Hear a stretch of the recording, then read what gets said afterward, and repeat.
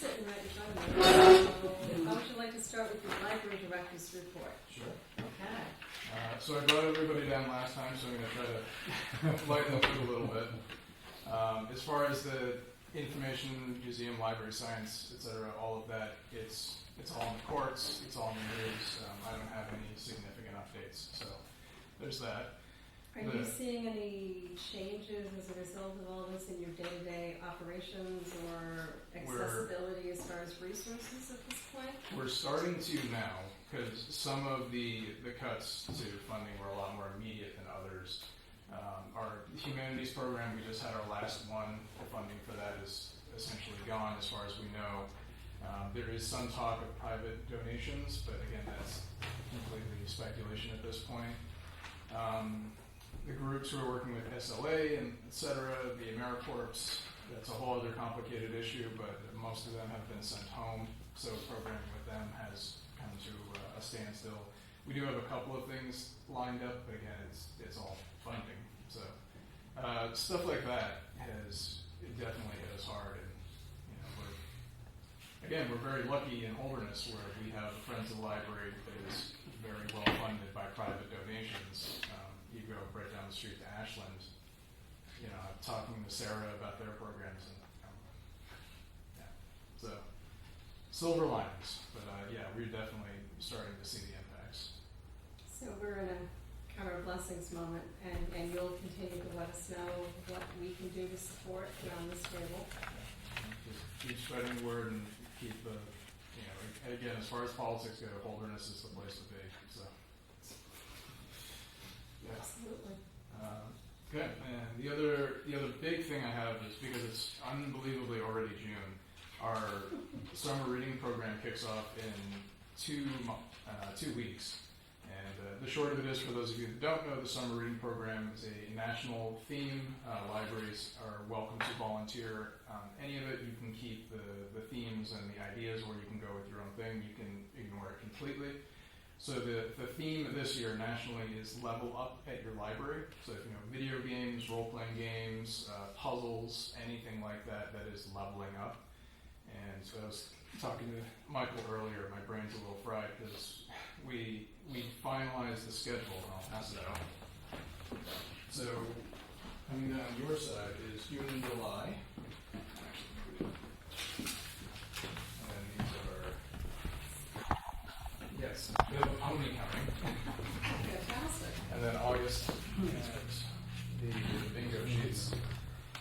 So at the final count, other than our not including our regular programming, we have about 30 programs for the summer reading program, which is, again, a 4-person staff with all the budget cuts and everything. That's amazing.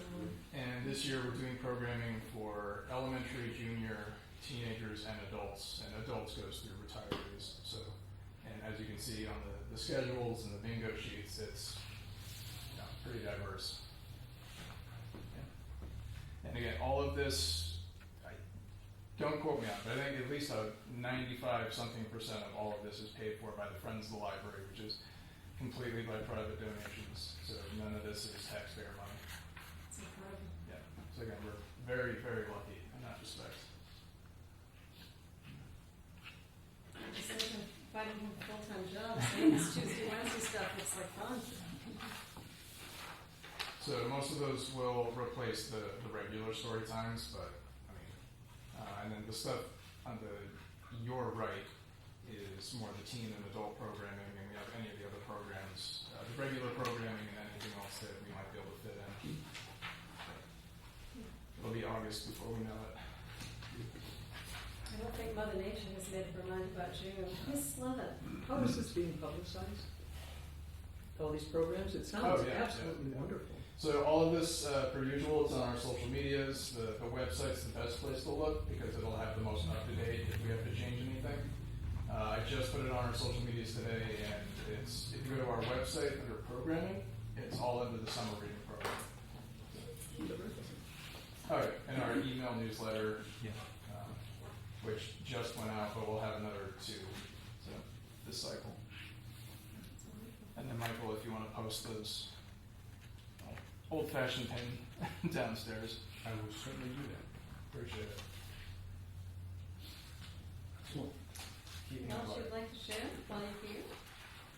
No, I mean, otherwise, relatively, everything's going well. Susan's on vacation last week and this week. She'll be back Friday. Calm before the storm, and Okay. that's it. And I wasn't here because I was on vacation. You may have covered this for somebody else who had time to cover it, but Memorial Day from your perspective, I know down at the fire department, but Yeah. you're always heavily involved. Yeah, no, that went very smoothly. Most of that, Shane did like the graphics and the online stuff. Lisa Lovett, one of our trustees, did most of the coordination. Susan did some artwork with the Storytime Kids, which was on display. And again, as far as a very public program like that, it was about as smooth as possible. I've heard nothing but rave reviews. So, good. Questions from the rest of this board? One thing just to toss in, Susan's open house, you couldn't get anywhere near the place. That's It was great. packed. Plus it was pouring rain, which was fun. But the water didn't work. And the toilet went worse. And Adam and I couldn't, despite our best efforts, we couldn't. We knew it was wrong, but we didn't have the right tools to fix it. But it all worked out. Everybody was happy, and it was a great program. So. $5 tool for fencing water in the building. So we have the tool now. Well, we won't have that knowledge in high school, we? No. How about questions from the audience as far as Adam is concerned? Mr. Saul, I thought I saw you raise your hand and you looked like you wanted to say something. No, I was just going to mention the newsletter. If you get on the Friends mailing list, you'll get the newsletter. So a lot of people are on that already. If you want to get on that. Thank you. That's once a month, details everything. All the programming at the library, of course, is completely free. It's open to everybody. You do not need a library card. You only need a library card to circulate physical materials.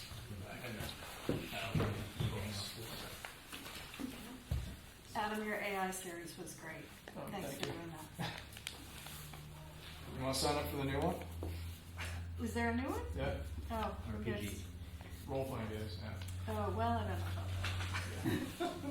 So did, because Mike always tells me I'm awful at self-promotion, so I did a talk at the New Hampshire State Library about gaming in libraries. It was well received that the state librarians asked me to do a talk at the state library, which I just recently did. You can't see it behind me, but I have the shirt on today. I did a Zoom workshop with sponsored by the state library about the same. So, and that's Congratulations. obviously built into the Level Up Your Library theme. Very cool. We're lucky to have you. I think the state's figured that out. Yeah. Good for you. And good for us. Congrats. As always, you are welcome to stay. I don't blame No you. offense. Thank you for coming in. There you go. Thanks for having me. Thank you.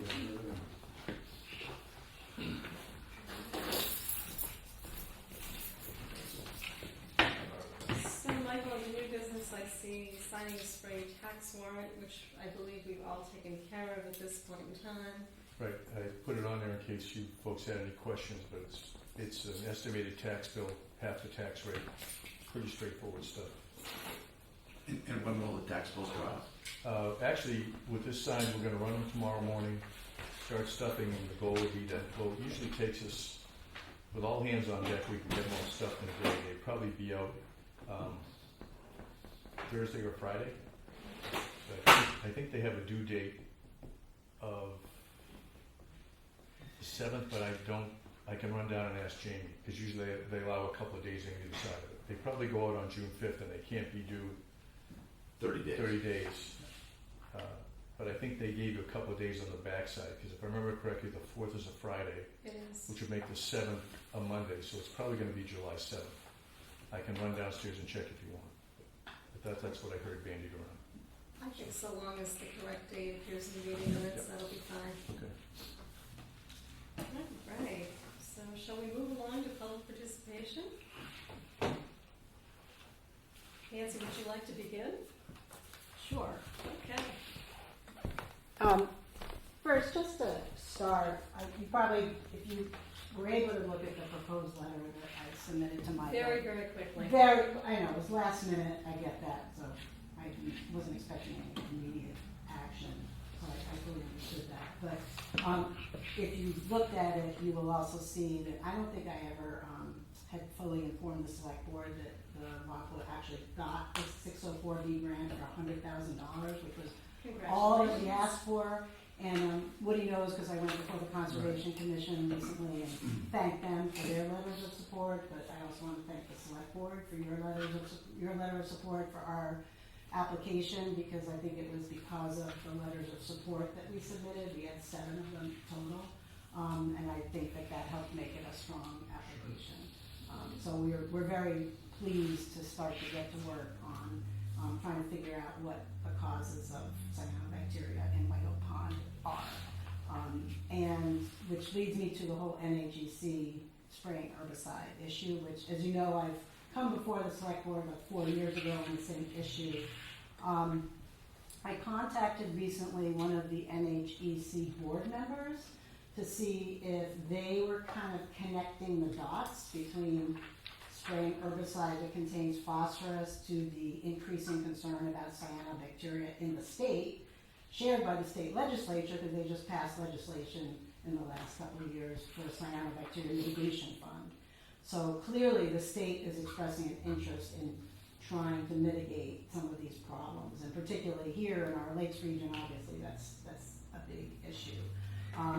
And the board member that I contacted from NHEC suggested I come to a board meeting because they really do welcome having public comment here at the co-op. So I last Tuesday went to the NHEC board meeting and did a little presentation and explained the problems we've had at White Oak Pond, the impact of phosphorus on the lake quality, and the concerns that we have at Rockwood for sure about adding phosphorus, which is one of the products of their herbicides, to our lakes. I was particularly concerned this year because when I saw the notice from NHEC, it was they're spraying on Perkins Lane this year and Valley Stream, and you can't get any closer to Little Squam than that. I mean, it's right there by the water. So, I explained that we were particularly concerned because of the location of the spraying for this year.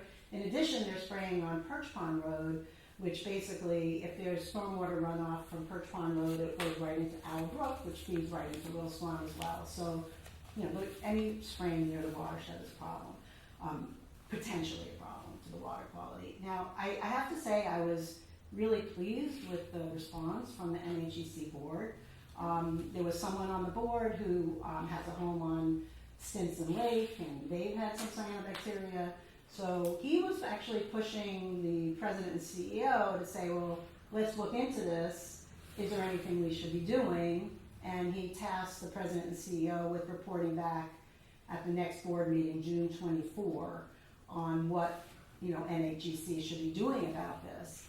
After I got back from this board meeting, another different board member kind of reached out to me and said they were really pleased to have someone from the public come and express concern, because there are a number of board members who have been expressing concern about this, and that she was very pleased. And she said it's really important to have input from the public, and if there's a concern out there, that the board needs to really know about it. So after hearing from them, I contacted EB over at SLA, because I've been talking with him about it, and SLA will be I was encouraging people to really write letters or basically let the board know if they need, what the concerns are. So EB is going to be sending something on behalf of SLA. I talked to Angela Morrow at New Hampshire Lakes, because just as an not everybody is aware of the impact of phosphorus on cyanobacteria. So it's also like an educational piece for maybe some of the board members who don't live near lakes to understand what the potential impact is. So Andrea was also going to send something from New Hampshire Lakes. And then, frankly, I've just been brainstorming in my own head, and then thought, well, it would be great if the town of Holderness, the select board in particular, could send a letter to New Hampshire board, NHEC board, just expressing a concern about the potential impact on one of our most important natural resources here in our town. I just put something together as a proposed draft for you to look over and think about whether that is something that you feel comfortable sending. But I do think it's really important for people who care about our lakes to weigh in, at least let NHEC know about it. It's a different approach than what we've been thinking about in the past, which is just organizing people to opt out. But if we can get them from within to change what they're doing, then that's a heck of a lot easier, frankly, than getting all these people to call and opt out. So I'm hoping the select board will consider sending something similar to what I've written here, or amended as necessary, to the NHEC board. And I don't know how many of us around this table have even seen Nancy's letter yet. I have a couple of extra copies Sorry to of drop that in my helpful. email very, very briefly before this meeting, but. Does anyone want a copy? Just Feel for- free to distribute. Yeah, I mean, copies. I understand you. I read it briefly as well. I forwarded it in email, so they all have it. I have it already. Oh, you have it, okay, great, okay. Are there any questions that anyone would like to direct to Nancy this evening? I would think that we'd all want some time to review and formulate questions before taking any action, so I wouldn't see that happening this evening, but this is a good time to ask questions. You've got the subject matter expert in front of you. I don't know about that. Well, Okay. you wrote the letter, so in my opinion, Okay, yeah. we've got the expert. Questions from this board? Questions from the audience? Well, yes, I'd like to second that viewpoint. I think that the White Oak Pond could definitely be the canary in the coal mine for the watershed here, and that we should see that as a really a danger sign, and that something that we need to act on right away. We've tried to do that in the Pinehurst community, and it's a fairly tedious process. You have to notify the NHEC that you don't want spraying on your specific property. Letters have to be sent, and it has to be done on a regular basis, so it kind of wears you down. And this is certainly a convenience for them. I'm sure they do it because it probably saves them manpower to just nuke everything instead of having to worry about trimming. It probably cuts down, but that shouldn't really be our concern. I think the importance of the watershed and keeping it from going in the wrong direction, it always seems difficult to reverse those things once they go bad. So I'm certainly all for that. And I also have a question for the board, which is really just a question. Is it possible for the select board, do you have the power to ban that type of spraying in Holderness? I can answer that, I think. Sure. And my question along this whole thing is, I think, so we'll talk about it in the next meeting, Yes. and concerns, but I think one of the concerns that we're gonna raise is the town of Holderness, as a municipality in New Hampshire, we're a Dillon's rule state, as opposed to Massachusetts, which is a home rule state. So the difference is, in a Dillon's rule state, the municipalities only have the express power given to them by the state legislature, as opposed to a home rule state, which is the opposite. Anything the legislature says it doesn't say you can't do, you can do. That's not the case in New Hampshire. So the issue is, in my mind, at least from the legal perspective, is this is really a state law issue. Are they following the laws and that type of thing? And I think the grassroots campaign is a great thing, going to the NHEC, et cetera.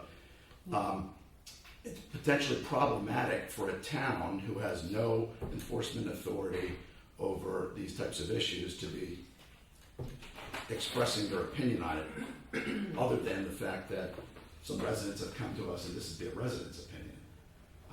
That's the legal aspects of it from my perspective. Okay. Because these laws are state and federal laws, not local laws. Am I correct about that? Well, I agree with much of what you said in terms of about it being a Dillon state, and that certainly, I tend to agree that it would be problematic for the town to ban herbicide in here. Well, But- we can't. No, right, you can't. So, but I do think that, I disagree to the extent that there's an issue with the select board offering an opinion about the fact that our most, precious natural resources here, the Squam Lakes, are at risk. We all know they are. And questioning whether the spraying of herbicide might be exacerbating the problem and the increasing the risk of cyanobacteria.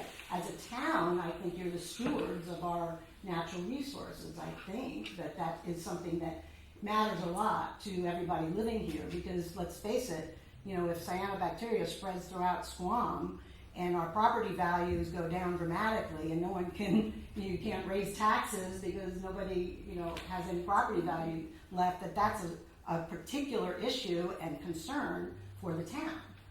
So I don't see any issue, frankly, legally, with the select board sending a letter saying, hey, maybe you need to take pause, because there is, and you know this term, irreparable harm. If they spread phosphorus all around the lakes, all around the little Squam, and you pollute it, and you have all this cyanobacteria, there's no going back from that, right? No going back from that. So asking them to pause and take a moment to fully understand what the impact is, I think is fully within, you know, the authority of the select board, to just ask them to consider what is important to us. You're not asking them to not do it, you're saying, wait a minute, you know, this is concerning to us as a town. Do you agree with that? Well, I saw an email 15 minutes before I came in. So I haven't had time to think about it. I'm just raising an issue. Mr. Berry asked about enforcement. Yeah. And so I was expressing my opinion as to enforcement. The town has no enforcement authority over state law type issues. And quite frankly, I don't think that they're violating any state laws by doing what they're doing, right? You're not suggesting that they're violating the law by doing what they're doing. No. Because So the state regulations actually, they are required by state regulations Correct. to get a permit to do what they're doing. So state law allows it, Right. for sure. And, you know, arguably throughout the state, where it's way far away from the watershed, I understand why you would do that, because it does save them considerable money, I mean, to not have to keep cutting down. Yeah. However, as a state, and a town in particular, we are certainly concerned about, you know, the water here. Right. So I think it's very reasonable to ask them to So look I at guess this. like some of my questions would be too, what if there are residents in the watershed who want it sprayed because they're concerned about that? Is that the You cannot. Could it be, yeah, I agree. Could it be an You opt-in? can opt in. Yeah. Right. I mean, I've never understood why it's all opt out instead of opt in. And I have Yeah. to say, I talked to a lot of people about this issue. Not once have I had anybody say, Please come, spread poison on our land. I've never had that. Everybody's always, you're kidding, really? I don't want that on my property. So if you really care about property rights here, I think you want people to say, don't come near my property. If I want you to spray, I'll let you know. That to me makes a lot more sense, and that's much more respectful of individual property rights than what they're doing right now. Yeah, I'm raising the issues again. Yep. I saw the email 15 minutes ago. Yeah. Totally, I understand. Yeah. Or I should say 15 minutes before the meeting, I should Yeah. say, for the meeting started. So, you know, it's something we'll have to think about and talk That's about. why we're not going to make a decision tonight, but you've got a Absolutely. subject matter expert here, Right. so let's raise the questions we have them. Mr. Stahl, you had a Well, comment? I think there's several more residents here and supporting Nancy and what she has said. Just another, I totally understand the enforcement issue, but so every year NHEC has to send an email to every customer, and you have to opt out, and you have to remember to do it. You have to do it every year. And in my case, we live on Coxborough Road. Not only are we in the White Oak Pond watershed, our well is, 50 feet away from the road where they're spraying. You know, what a disaster. I mean, and I'm sure we're not the only ones. I mean, there's tons of steep sloping land and lots in this town with wells in the watershed. It's just not a good thing. And I think the board can, you're not saying they can't do it, but if you push up that the town in general thinks this is not a great idea or needs more investigation, then I think NHEC really will listen. And that's, I think, all we're asking for. We're not asking for banning it. We're asking for, some social, political capital. Now, I won't say political capital. We're looking for some support to get this looked at much more carefully. Can I ask one more question? Absolutely. Nancy, which board members did you talk to, by the way? Do you recall their names? I do. We have one from Holderness, and there's some from neighboring towns too. You know, I didn't talk to, I meant to reach out to him, Jeff Morrell, right? I talked to Leo Dwyer in Sandwich, and he actually was the one who suggested that I go to the board meeting. That, you know, in which I was very pleased that he did that as well. And they're going to take up the issue on June 24th, you said, at their meeting? Yes. So The board, the Yes. NHEC, yes. is going to consider June this exact 24th issue. at 9 Okay. a.m. on June 24th, and I had told them I would come back. Also, Tom Mongione is another board member, and he's the one who has a place on Stinson Lake, Right. and he was the one kind of pushing it with them, and you know there were a number of other board members. I wasn't sure where they stood, but I appreciate Bert's comment, and this just about the, you know, in particular about wells. I think if you look at like the opt-out form, they also put the burden on homeowners to let NHEC know where their spring or well is. So the interesting thing, I've kind of poured through some of these regulations, the state regs on this, and if it's a public water source, they can't spray within 250 feet of a public water source. If it's a private water source, your own well, they can't get within 75 feet. Now, I've never fully understood why, if it's okay for a public water source, why, you know, like why you would want to be more protective of the public water source than you are of our own private wells, because most of us, everyone here has a private well. So I was concerned about that. I actually, 4 years ago, I called up someone from DES to try and understand why they did it that way, and you know, no one could give me an explanation. Well, and certainly we heard what you said and what Mr. Saul reiterated about stewardship and the value of this resource that we're also fortunate to live on or near. Certainly that will weigh heavily into this conversation as we debate what we're going to do going forward. And I thank you for your consideration. And I really didn't mean to like send it at the last minute, but I frankly was just brainstorming. I was like, oh, there's a select board meeting. Why don't we try to do this? Well, So and it's all kind of happening quickly. It worked well in terms of, you know, you've got a meeting on the 24th with them, you've got a meeting on the 16th with us, so the timing. Right. Well, there was some timing will come urgency together. also because, you know, they're going to be coming soon to do it. So I was hoping, you know, to. And Mrs. Weymouth, what would you like to add? That's so formal.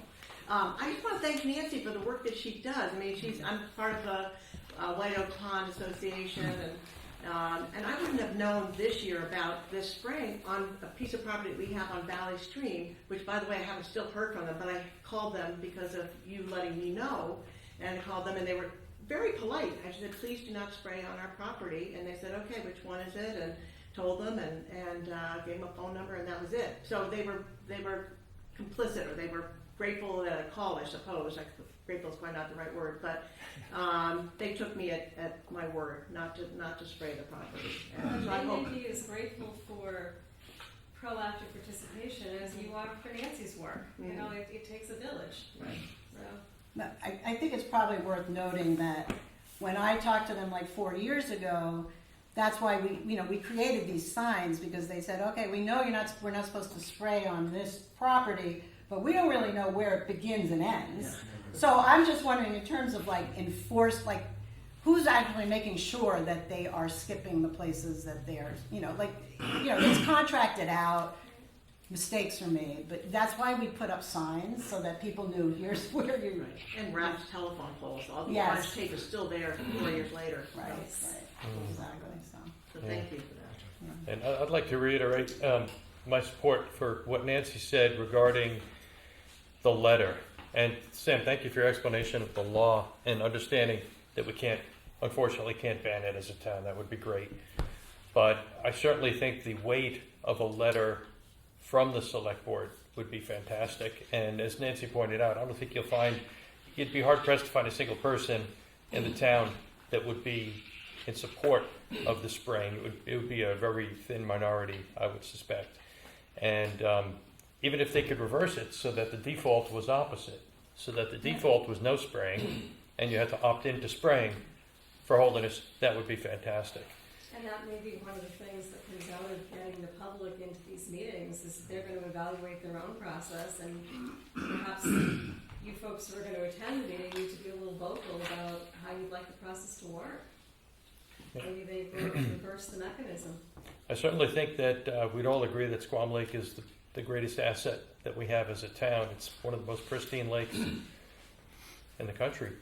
And so... I don't think there's any argument about that. Yeah. So, appreciate your support on that. Any other bits of public participation before I move on to the rest of our agenda? All right, I'm hearing crickets, so I'm going to move on to the rest of the agenda. Thank you. Us crickets are leaving. That's right. You crickets are welcome to stay. Most certainly. All right, let's go back to some of our housekeeping. If I could get a motion, please, to approve the payroll and accounts payable manifests and issue checks accordingly. So moved. All those in favor? Aye. Excellent. And meeting minutes of May 19th. Have we all read those? Any errors, edits, omissions, corrections? I move to approve them. As written? As written. All right, I have a motion. Could I have a second, please? Sally has no voice, but she'll second. All those in favor? Aye. Thank you. And then I'm going to read the items that I have from the consent agenda. I'm going to ask Michael to tag on the bottom, because he's got a couple of things that came in last minute. So once we read these items into the record, we'll ask for a motion to approve the items from the consent agenda. So I have a special event permit map 236-001 and a certification of yield tax assessed map 224-020 and 224-087. Michael, you have some additions to that list. We also received a raffle permit application from the Natural Science Center and a hawkers and peddlers license, which was approved by the chief for Tartaglia's Pizza. Yes. So you're looking for a motion to approve all those? I am looking for a motion to approve all I those. move to approve them as a group. Second. All those in favor? Aye. Lovely. Thank you very much. Michael, I think that moves us down to your administrator's report. Okay.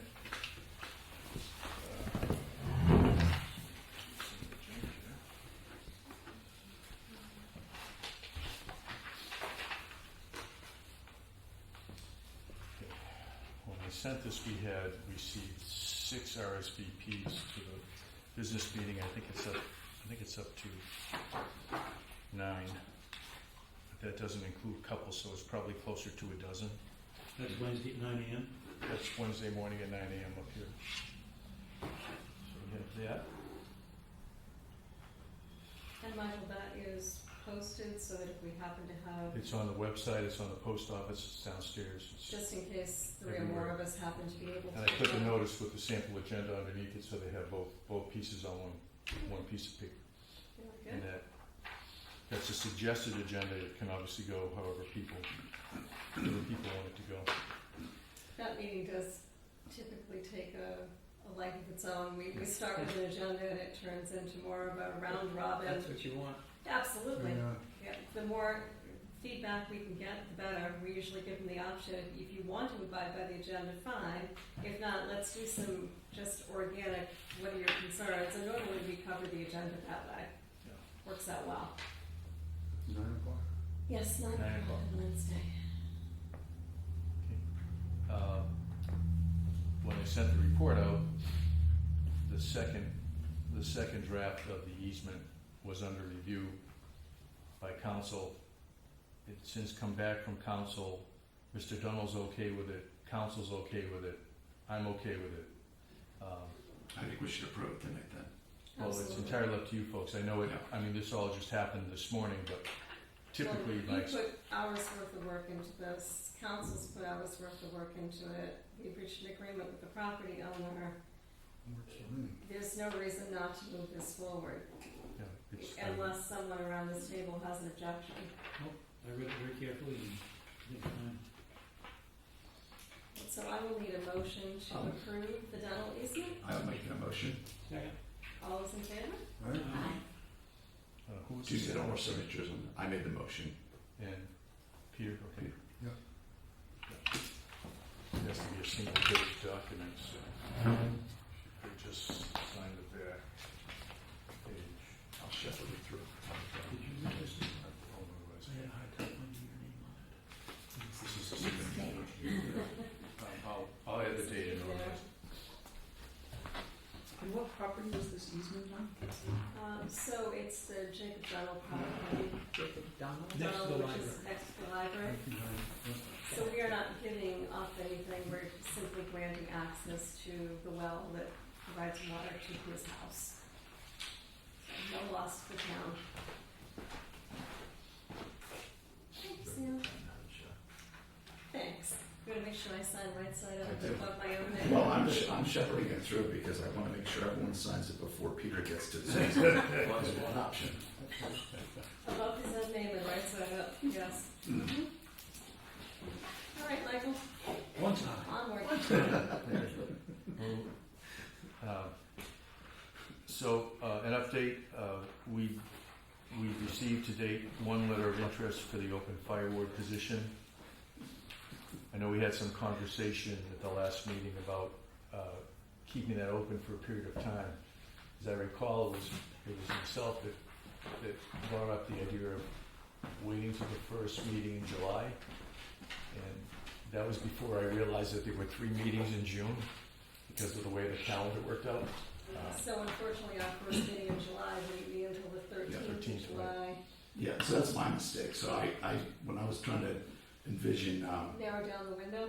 right, I want at least 30 days and maybe a little more. And I was thinking, so, and then I didn't realize there were 3 in June too. My suggestion would be we close it sometime later this month and then make the decision on the June 30th meeting. And that way it's a nice, neat Yeah. going and into fun the second closure. half of the year. Anyone have any objection to us closing this up and making a decision at the June 30 meeting? What day do you want to close it then? Well, usually for stuff like this, I close it on the afternoon before the meeting. Like with the paving bids, when they Okay. came in, they were due at 4 o'clock on that day, and then it comes up at the meeting that Okay. night. Maximizes everybody's return, because there's really nothing to necessarily review, because if I get any other submissions, I email a copy of the submission to the board so you have time to look at it. So, okay, we can do that. Hang that up on the meeting of the 30th then. Okay. So, again, like we talked about, I tried to get this out to you on Friday, and obviously in between Friday and today, lots of things happen.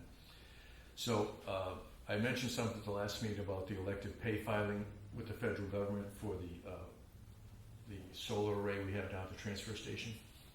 And I had reached out to a company in Lancaster that provides support for that. And by support, I mean they help guide you through the process of filing what the Internal Revenue Service calls a 990T, which is a tax return for a company that doesn't have to pay taxes. A company or municipality, say not for profits, that type of thing. I spoke with one of the representatives this morning, and she's looking into a couple of things. One of the things that came up in our conversation that she wasn't 100% sure on and was going to check before she get back to me was that since we paid for this project entirely with federal money, that may impact any potential tax relief we could get. I'm using the term tax relief because that's the way to describe it, but it's really not tax relief. In our case, it would be money that would come back to the town.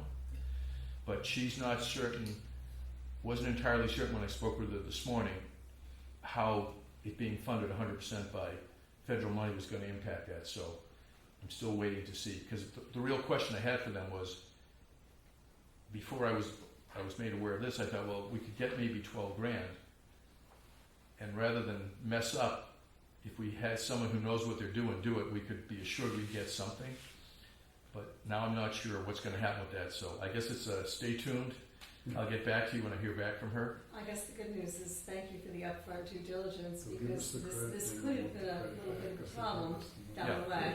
So, but I wanted to give you an update on that because I just spoke with her this morning.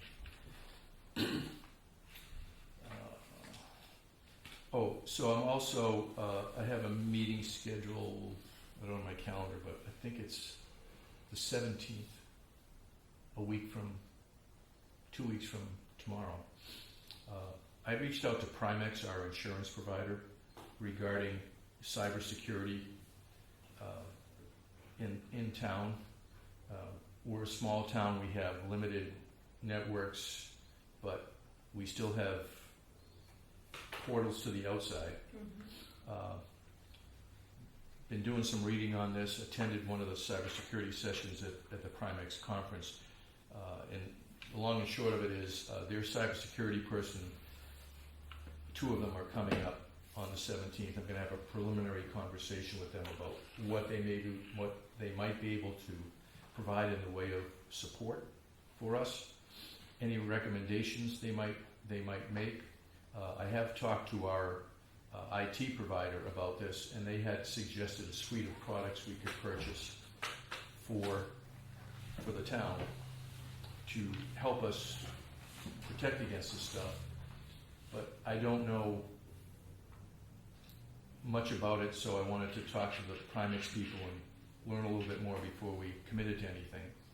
Most of the stuff that Primex provides in the way of service is all free. It's part of what they do because we're a customer.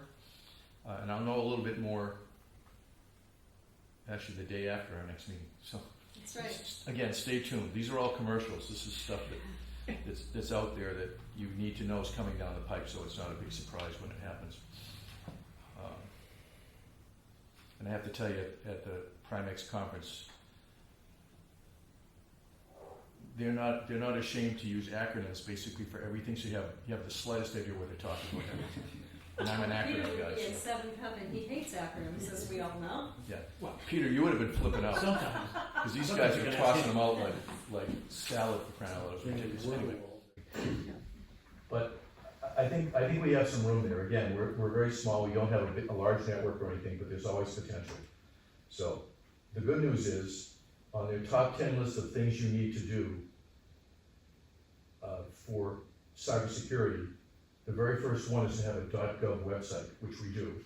So one of the 10 is off. But there's a few more we're already doing, but I'm just really concerned about it. If we can get this coverage and support for not a lot of money, I think it would save us in the long run. Just be thankful you're not a school, because at this session, all they talked about was all the problems schools were having because they were getting hammered left and right. Okay. Planning board has selected, I think I mentioned previously, they were sent an RFP to get the master plan updated. They received 3 proposals. They reviewed them. They selected the proposal submitted by Tara Bamford, who is a statewide private consultant. She's been around forever. She has a background in planning. Tara has teamed up with the Lakes Region Planning Commission, of which we are a member, and they submitted a proposal that was accepted by the planning board. On June 17th, the planning board will have an initial discussion with Tara and Shauna Sanders, who is the new executive director of the Lakes Region Planning Commission. I will be covering that planning board meeting for Cindy. You can all hold your breath. So I'll have a little bit more to report again, since it's the day after our next meeting, at the following meeting. Also, working on a capital reserve memo for 24-25. I have the preliminary numbers done. The The challenge we have, as you know, every year with this is we want to close out as close to the end of the year as possible to capture all the capital reserve expenditures that weren't part of the warrant. But I also need to give Bonnie enough time to execute everything. Right. So this is one that we will consider at the meeting on 16th. And right now, I'm just going back through all of my numbers, because I keep the stuff that isn't on the warrant, and then I check it against what Amy has on the books to make sure all the numbers line up. And that way we know that what we're withdrawing from capital reserves to replenish the operating accounts is accurate, and you folks can confidently sign it on the 16th. Checks and balances. Just a quick update on the paving bids. I gave them to Kevin actually on Wednesday. We met on 2 days after our last meeting. I gave Kevin the paving bids. And I asked him to check them, because when I went, I looked at them briefly and I noticed that there was a discrepancy on the top coat for 7 Pines Road between what Brian had submitted and what GMI had submitted. And Kevin went and double checked with GMI, and while they had an incorrect number, because they did their math wrong, Kevin worked with them and corrected the number. And even with that change, they are still far and away the low bidder by $50-something thousand. So we're gonna have them do the paving work for us. As I mentioned in the past, they do have, since they have their own plant, they can manufacture their own product. It's pretty difficult to beat them in a bid. But we would like to check this stuff anyway, so Kevin did go back and verify with them.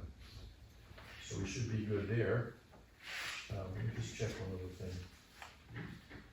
Because I do have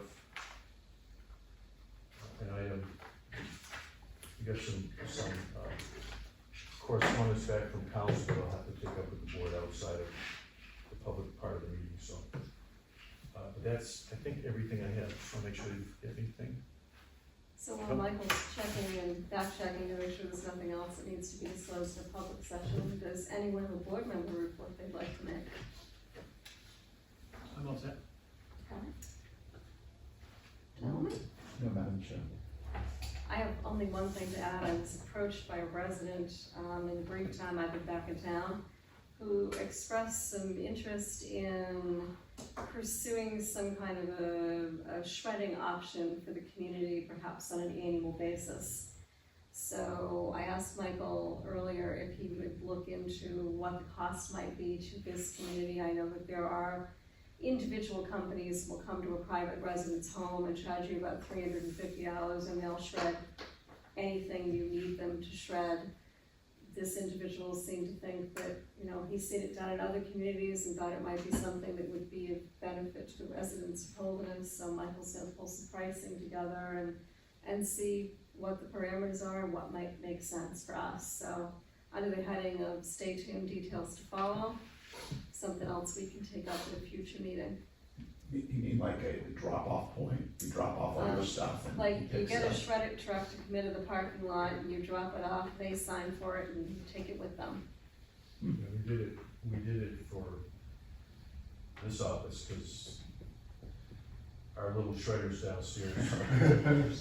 It's like a little engine that you can't. Overheat after About every 25 pages, And then all the you little snap up. shredded paper ends up on the ground, and then I take it in white bags to the transfer station, recycle it. Invariably, I rip the one bag, throw it in the dumpster, and all the paper, gust of wind comes up and blows the paper. And then Scott and Corey start yelling at me, and it just becomes ugly. We did use a company because we've had, I can't remember how much we had that whole ante room out front here filled with boxes, and they come in and they charge you by the bale, whatever they can fit into one of those. It looks like the old janitor things they used to roll around in school to dump all the trash in. They price it based on that, so I guess I'd have to find out, Jill and I discussed it briefly, I'd have to find out how they might price that, because if we don't know what we're going to get, I don't know how to price it. Because when we emptied upstairs, And we did this as a one-off to get caught up, so now every year we can just do it, because we have to rotate certain boxes of documentation out of third floor. I had to give them a good estimate of what they were coming to get, because they go, you know, the day he came up here, he was going to Boltonboro, he was going, I think, to Camden or Center Harbor, someplace else. So it may be if they work this other thing, they may work it differently, I don't know, but I'll try to get some information. So they don't shred it on site, they just haul it and then have it, Yeah, two prices. oh, We'll shred it in front of you for one price, okay. or we'll take it back and shred it and send you, you know, Confirmation. confirmation that they shredded it. So you know, Yeah. you tell me. Be careful with that. Yeah, I'm a North Shore Italian, I don't trust anybody. Well, just as a joke, I'll tell you, at the college, we had that one, years ago, we had bids around in all the buildings, you could dump off things to get, we got an email one time that said, please stop putting non-confidential documents into it takes up too much space, and I'm thinking, How do you so know? now you're reviewing what's confidential and non-confidential, doesn't it kind of defeat the purpose? That does defeat the purpose. Right. yes. Ah. John Belushi wasn't in there. Right. With a flashlight. Oh, maybe you check on that. So if we have no other board member reports, Michael, is there anything else from your No, administration? I checked, I Public think I session? have everything, so. All right, Could then I share a we, couple of comments regarding the Memorial Day service? absolutely. First one is fabulous. Yeah. Truly enjoyed it. There were two others. One was, there was never a thank you expressed to the fire department for the effort they put in taking all the equipment out. And secondly, how come there was nobody from Holderness there? Meaning uniform, represented in the flags and the Legion. I didn't have an answer to that. Well, Holderness doesn't have a Oh, legion. good. They're, No, they're we've got some, Doobie Cross, Ashland, their post is typically involved. And if they didn't have representation from Holderness, I can ask the commander. that's all, just the comments I had. Yeah. Thank you. Any other board level comments? Michael, any other public session? No, I think I'm all set. All right, then we are going to need to move into public session under 91A, subset 3, subsection L, and that means. I'll make that motion. And I will need a motion to go in, I will need a second to Sam's motion, Second, and I will need audible yeses. Yes. yes. Yes. Yes. Goodbye. Good night, Eileen, thank Thank you. you. Thank you. Thank you, Eileen.